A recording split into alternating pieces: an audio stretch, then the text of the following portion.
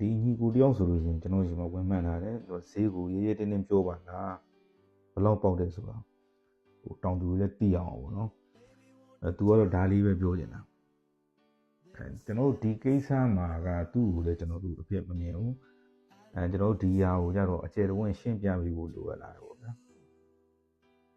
ဘာဖြစ်လို့ကျွန်တော်တို့ဈေးကိုရေးတင်းမပြောလဲ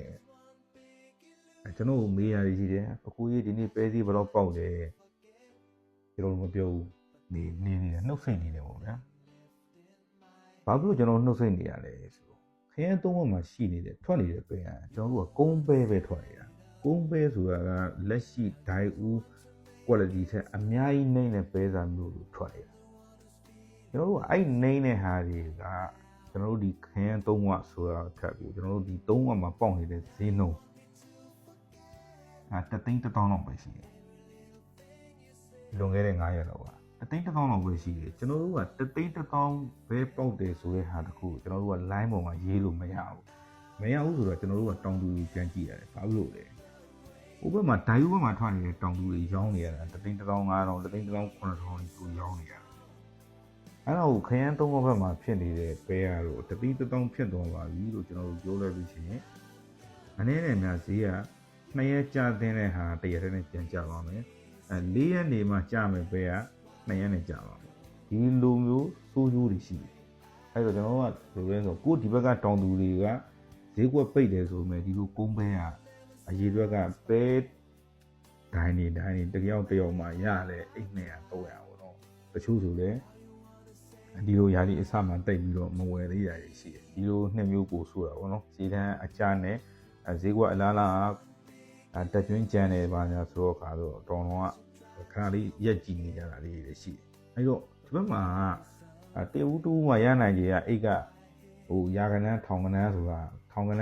တိတ်မဖြစ်နိုင်ဘူးเนาะရာကနန်းအောင်လေးရနိုင်နေတဲ့အချိန်တစ်ခုမှာဟိုဘက်မှာထွက်နေတဲ့ပဲအားတချို့ပဲတိုင်းတွေမှာဆန်ဘိန်းတစ်စီးလုံးအောင်ထွက်နေတာနှစ်ရက်ကိုဆန်ဘိန်းတစ်စီးအောင်ထွက်နေ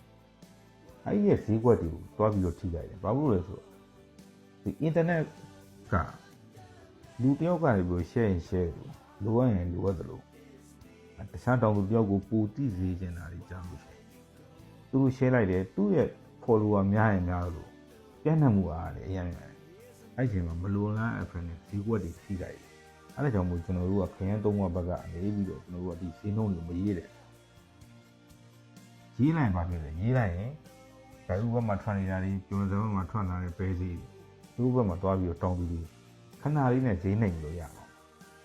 အဲ့တော့ကျွန်တော်လွန်ခဲ့တဲ့9ရက်လောက်ကဆိုလို့ရှိရင်အခြေအနေလေးတွေကိုကျွန်တော်ရှင်းပြပေးတယ်ကျွန်တော်တို့မှာအကြောင်းရင်းတွေရှိတယ်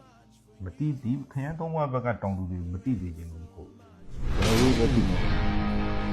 သုံးဘက်မှာပဲသေးဖွင့်နေတယ်ရန်ကုန်ပဲသေးဖြစ်နေတယ်ဒိုင်ဦးမှာပဲသေးဖြစ်တယ်